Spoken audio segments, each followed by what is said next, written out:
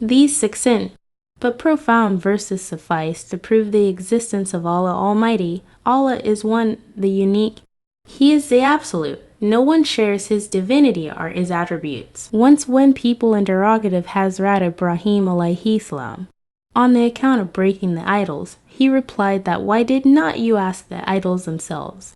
On hearing it, they replied that idols could not speak. Hazrat Ibrahim alayhi salam made them realize by the practical manifestation that work and idols protect them as they are helpless. Once in the court of Namrud, when Hazrat Ibrahim alayhi salam gave the evidence of the oneness of Allah by asserting that Allah is the one who gave the life and death, he replied that these powers were also enjoyed by him as well.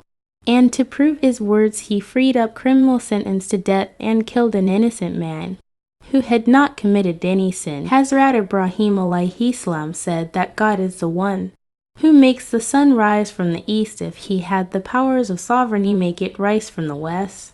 On hearing it, he was speechless. Human beings also serve as the perfect specimen to prove the uniqueness of Allah.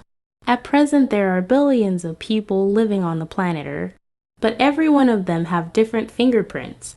Physically, they look alike, but they are totally different from one another. His own self surpasses everything. No one resembles him. His grandeur is matchless. He begets not, nor is he begotten, and nothing is comparable to him. Non-believers used to consider angels as Allah's daughters. Allah Almighty rejected this false claim by asking whether they were present at that time when Allah created angels, and that they prefer sons for themselves and daughters for Allah. His grandeur is above all such things that non-believers claim.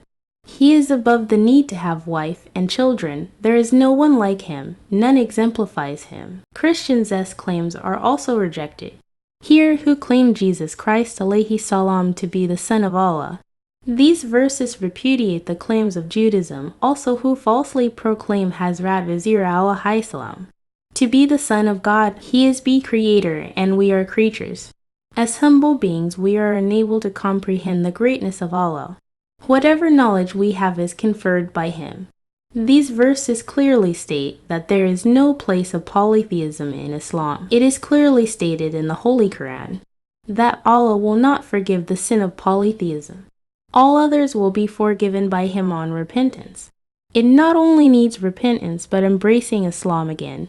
May Allah Almighty protect us from all forms of shirk or polytheism and make a true Muslims ameen. The aim is to connect with Quran. May Allah give you the best reward, Miss Asma Razak, for English translation.